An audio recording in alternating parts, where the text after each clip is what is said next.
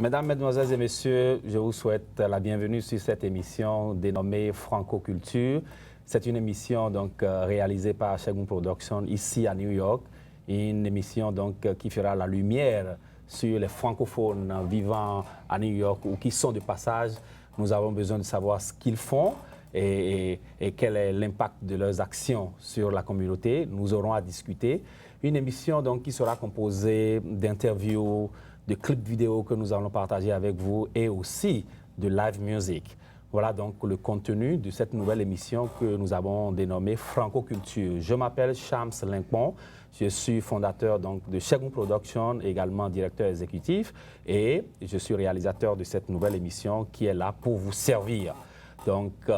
Alors nous avons en studio ce soir un invité qui est très particulier pour nous.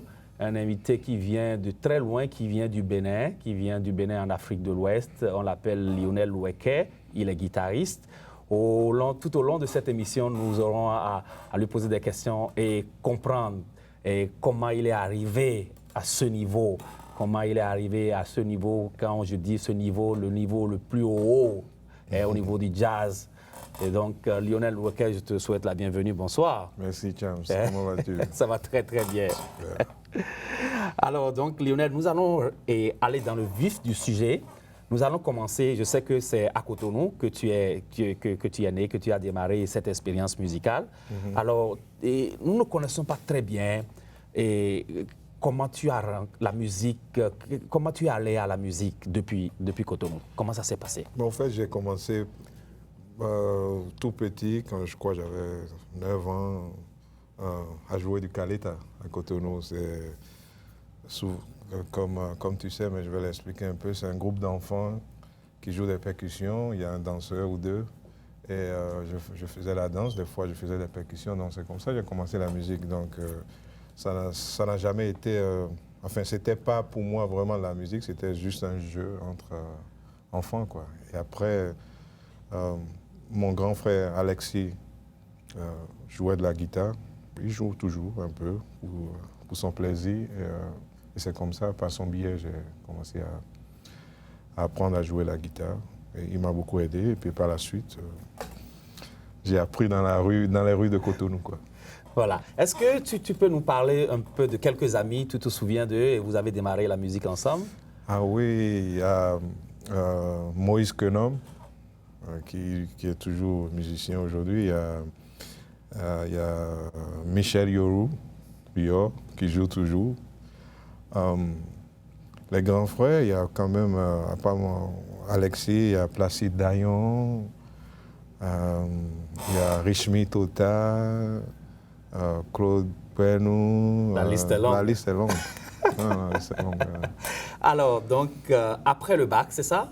Tu as décidé de partir et de continuer et tu as choisi d'étudier la musique. Oui, je suis allé à Abidjan. À l'époque, l'école de musique s'appelait l'INA, Institut National des Arts. Maintenant, c'est l'INSAC. Et j'ai étudié là-bas le solfège, en même temps que l'histoire de la musique, les maths, etc. Donc ça a été vraiment ma première introduction à l'écriture musicale. Oui. Alors pendant que tu étais à l'INSAC, est-ce que tu, comme on le dit dans le jargon musical, est-ce que tu avais des gombos à Abidjan? Est-ce que tu te rappelles de certains coins où tu jouais? Oui. Il y avait spécialement un coin je me souviens même plus du nom, mais c'était un coin, il y avait surtout des musiciens ghanéens qui y jouaient. Donc c'était un secteur très fermé et c'était très difficile d'avoir accès à ce coin-là. Mis à part, il y avait d'autres coins où je jouais aussi avec souvent des profs de l'INSAC ou des musiciens du coin. Alors, l'expérience de l'INSAC est terminée et tu as continué. Là, Ouais. tu es allé en France. Oui. Oui, je suis allé en France, je suis allé à Paris, j'ai étudié à l'American School of Music. Et là, c'était ma première école de jazz. Il faut dire que toutes ces années, de Cotonou jusqu'à Abidjan, je m'étais déjà intéressé au jazz et je travaillais mon instrument, j'écoutais beaucoup, je faisais beaucoup de relevés de notes à travers mon petit magnéto à pile. j'utilisais pour ralentir des fois la vitesse de la musique pour pouvoir vraiment trouver les notes justes. Donc, j'étais déjà hyper intéressé au jazz, mais je ne comprenais pas grand-chose, quoi. Donc, Paris était la première école de jazz où j'étais. Ouais. Voilà. Combien d'années tu es resté à Paris? 3 ans. 3 ans. Et pour certains, on pouvait dire, voilà, donc tu as atteint ton objectif avec cette école à Paris, mais non, mais tu as continué, tu es venu à Berkeley, à Boston. Oui, j'ai fait une audition. Berkeley était à Paris, ils ont fait des auditions pour des étudiants. J'ai fait l'audition et j'ai reçu une bourse d'études. C'est comme ça que je suis arrivé aux États-Unis. Ouais. Alors là, tu as fait Berkeley et puis tu as continué dans le domaine du jazz. Oui, à Berkeley, c'était jazz presque 24 heures sur 24. Quoi. Je ne dormais pas beaucoup, comme la plupart des étudiants. On était à fond dans nos études. Et après Berkeley, j'ai entendu parler par l'intermédiaire d'un professeur, Hal Crook. J'ai entendu parler du Monk Institute. Et il m'a dit, il faut que tu ailles au Monk Institute. Moi, j'étais fatigué de retourner encore à l'école, quoi. Mais en même temps, jusqu'à aujourd'hui, je suis étudiant à vie. Donc, je me suis dit, ben, pourquoi pas.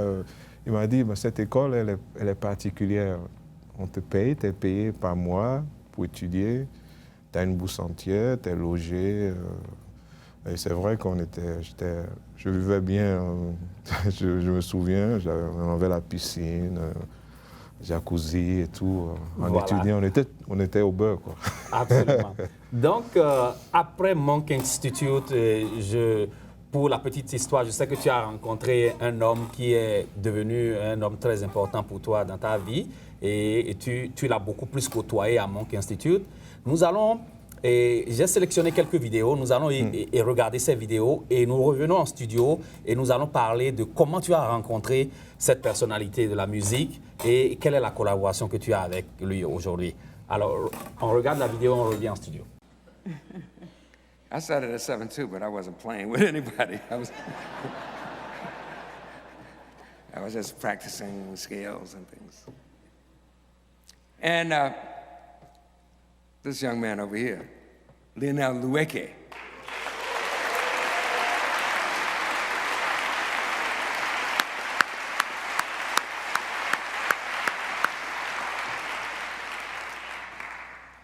Lionel records for Blue Note Records, and now he's been around for a little bit now. He's from Benin in West Africa, and I met him in 2004? 2001 I met him, right. And actually he applied for the Thelonious Monk Institute of Jazz collegiate program. It's now called the Fellows Program. And he submitted, I think back then it might have been tape, or maybe it was a CD, I'm not sure. Was it tape? It was, yeah, I think it was tape. Yeah, and anyway, I just remember when I first heard that tape, I said, what? He's a guitar player?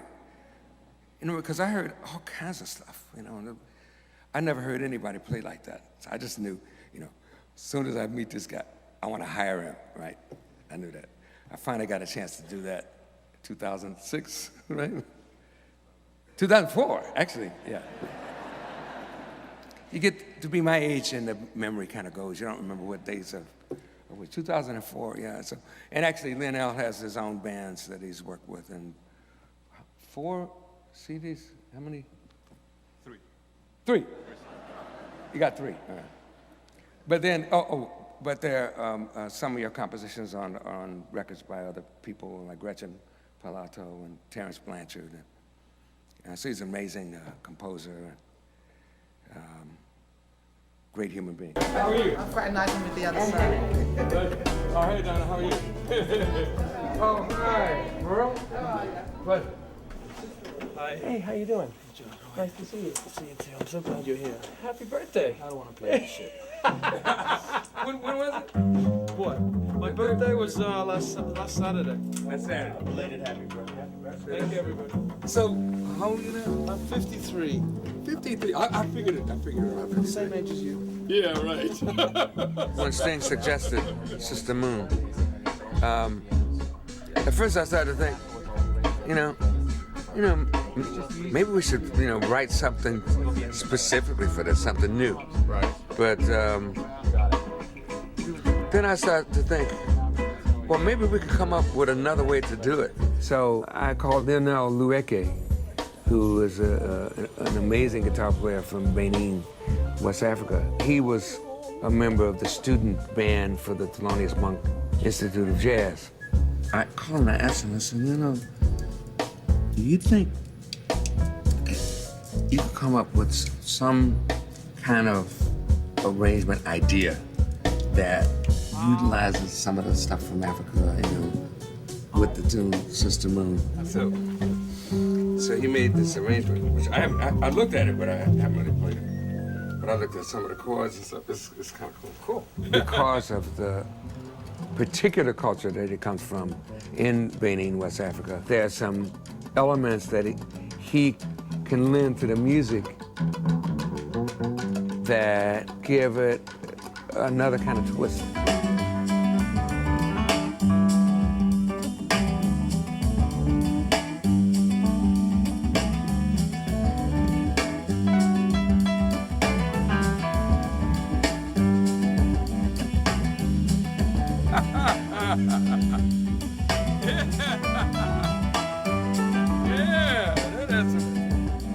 That was cool. Lionel started that line.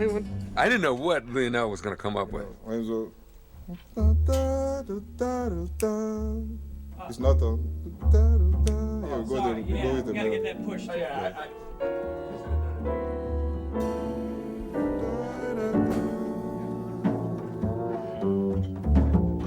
It's cool, right? It's a lot about the rhythm. It's a lot about the spirit too. The way you. The same phrase can be played from like 10 musicians, and they all will play differently. Like if you take musicians from Africa, from America, from Europe, they're all gonna play different because from where you grow up, you have that background inside you naturally.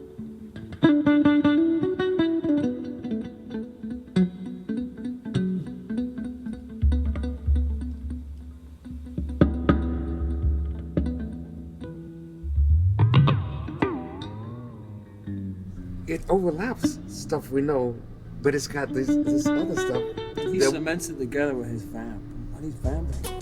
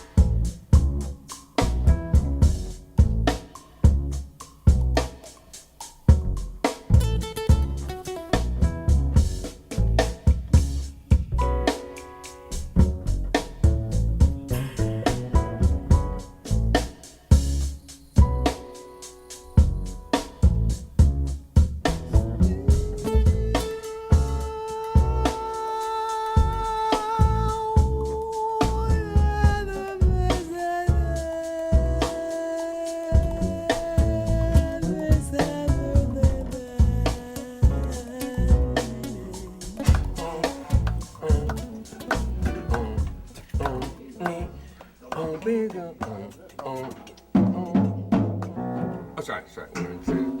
See, what's the tempo about? It can change depending. Something that took us, quote, pros a while to really kind of grasp the heart of it. It wasn't, yes, we could play it, but to really like own it, it took a while. Oh, sorry. I keep screwing it up myself. You gotta pay attention to this. Yeah, I gotta. Yeah. I tried to do the rhythm, and I couldn't really get it. Well, you saw how long it took us to get to find the meat of it? Oh, yeah.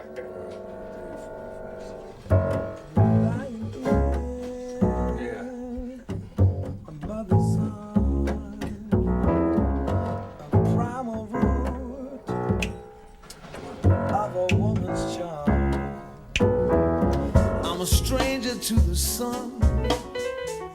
My eyes are too weak. How cold is the heart when it's warmth that he sees?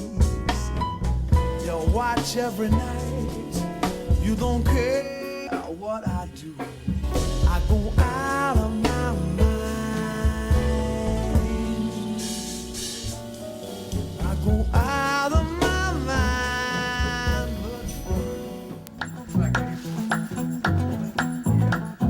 One of my dreams was to be in America. And one of my highest dreams was to play with the best, Herbie, Wayne. And, it's like, for me, I'm living my dream, definitely. He's really talented. I want him to get everything he deserves, because he's a sweetheart of a guy. That's the kind of people we want to be big stars. I'm sick of the assholes. My mistress eyes are nothing like the sun. My hunger for her explains everything I've done. To howl at the moon the whole night through, and they really don't care.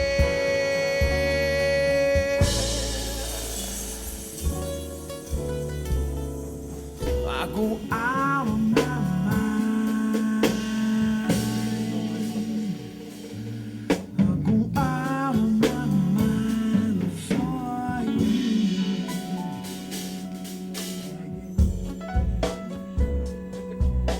I didn't know he was that bad. I didn't know he was that happening. I mean, I knew he could sing, but he was doing a lot of stuff I'd never heard of. You were killing me. I never heard you sing like that. Me neither. I mean, you.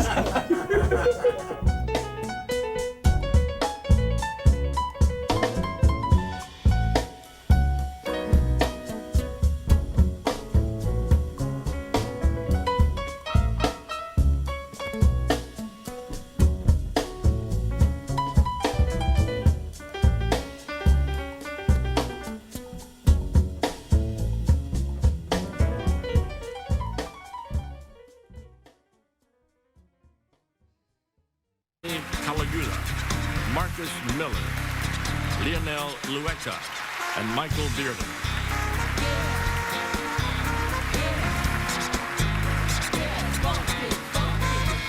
Ladies and gentlemen, Snoop Dogg.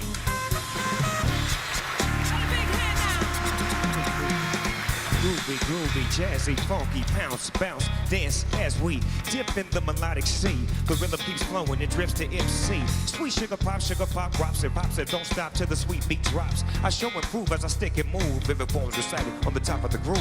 Smooth, my, floating like a butterfly. Notes set, float like a lullaby. Brace yourself as the beat hits ya. Dip, trip, flip, fantasia.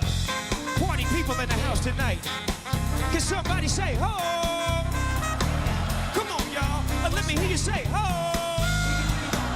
Check it out, y'all. One more time, say ho. Now scream. With so much drama in the LBC, it's kind of hard being Snoop Dogg Double G, but I somehow, some way keep coming up with funky jazz hits like every single day. May I kick a little rhyme for her? B, make a few ends as I breeze through. 2 in the morning and the party still jumping till my mama ain't home. I got jazz in the living room getting it on, and we ain't leaving till 6 in the morning. So what you wanna do? I got a 6-foot like Herbie when he did Cantaloupe. So turn up the horns and close the doors, cause Hancock is who we do it for. So we at the White House with this, and Herbie Hancock gon' make you bounce to this. Yeah, put your hands in the air. Come on, it ain't nothing for the party, y'all. Put your hands in the air. Yeah, what's that? Say ho. You gotta say it like you mean it. Everybody say ho.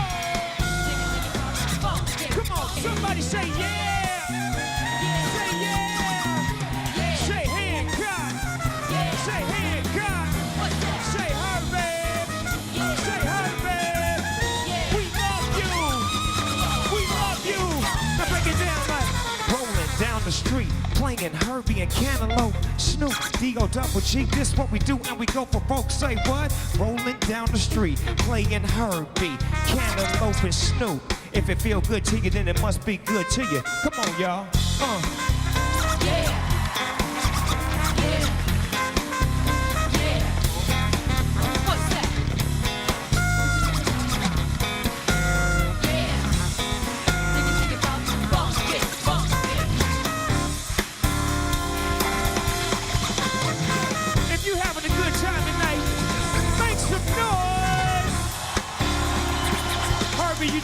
you, baby.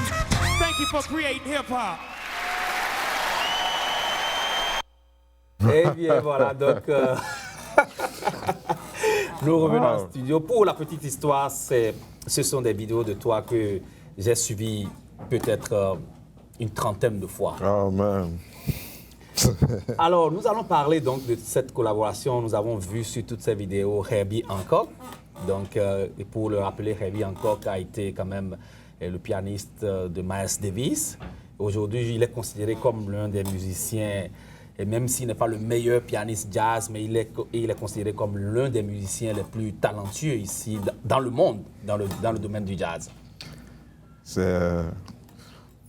Pour moi, c'est le Chris the best.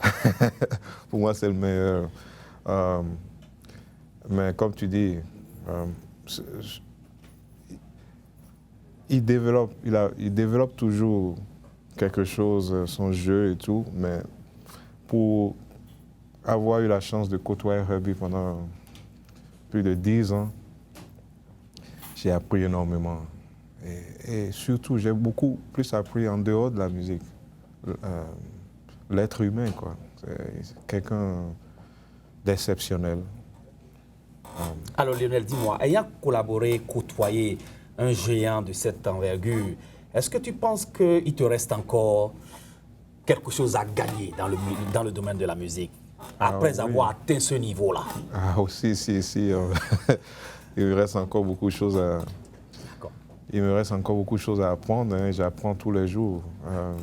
J'ai eu la chance de côtoyer Herbie, et par le biais de Herbie, comme on a vu Sting, Carlos Santana et beaucoup d'autres, jusqu'à la Maison Blanche, jusqu'à rencontrer le président et tout. C'est merveilleux. Mais je pense que au niveau de la musique, oui, il n'y a pas de frontières, donc j'ai encore beaucoup de choses à apprendre. Alors Lionel, on a la chance de t'avoir en studio et tu as ta guitare avec toi et les auditeurs sont prêts à t'écouter. Nous allons alors te voir jouer, nous faire quelque chose en live. Super. Alors ça, c'est juste votre cadeau, Lionel Loueke en studio. Nous sommes à M&M à New York et nous sommes en direct. Voici Lionel, le live de Lionel Loueke.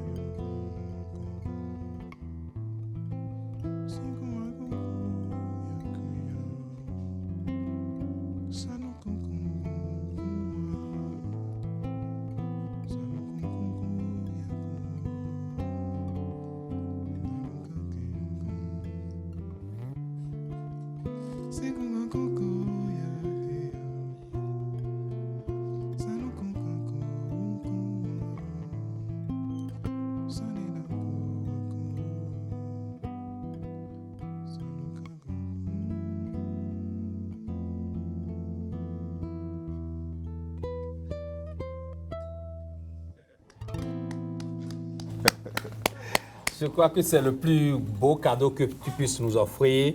Déjà que nous avons eu la chance dans cette émission de t'avoir. Tu es toujours parti sur les 5 continents. Tu es toujours en train de jouer.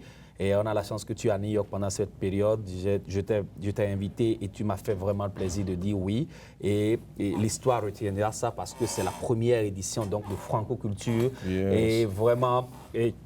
avec toi en studio, ça me donne beaucoup de courage et je sais que les choses vont beaucoup évoluer. Et ce ne sera pas la dernière fois que tu seras ici en studio. J'espère. À tout moment, nous savons que ton prochain album va sortir en octobre. Nous aurons le temps de te faire revenir ici et faire l'actualité autour de toutes ces parutions qui sont à venir. Donc, Lionel, vraiment, et ça, c'est un grand plaisir. Merci beaucoup. Est-ce que tu as un dernier mot aux téléspectateurs, à tous ceux qui te suivent sur les 5 continents? Ben, tout ce que je dirais, c'est de supporter Franco Culture, parce que je pense qu'on a besoin d'émissions comme ça un peu partout dans le monde, que la langue française soit partagée, développée, parlée un peu partout dans le monde, que la culture africaine ou européenne ou américaine soit aussi partagée un peu partout dans le monde. Donc c'est une très bonne initiative. Merci beaucoup. Voilà. Et chers auditeurs, vous le savez très bien, donc le français, c'est la langue parlée par des millions de populations dans le monde. Et nous sommes arrivés aux États-Unis. Nous voulons vous encourager à garder donc, la fluidité que vous avez au niveau du français et l'associer avec l'anglais que nous sommes en train d'apprendre. Donc, apprendre aux enfants également cette langue qui est une langue merveilleuse. Et vous êtes invités dans ce studio, vous qui êtes activistes, vous êtes comédien, vous êtes musicien, vous êtes opérateur économique, ce plateau est à vous. Venez vous exprimer dans la langue où vous êtes très à l'aise pour qu'on puisse partager ça sur les réseaux sociaux, sur YouTube, Internet, Twitter, un peu partout dans le monde, comme ça. Et les populations, les parents, les gens qui sont chers à vous savent déjà ce que vous faites aux États-Unis. Alors donc, Franco Culture, c'est votre plateforme, utilisez-la. Et moi, c'est Shams Dean, donc je suis le présentateur ici, je suis aussi fondateur de Segun Production. Vous pouvez visiter mon site web et je vous attends à tout moment. Merci beaucoup et à très bientôt. Yeah, super.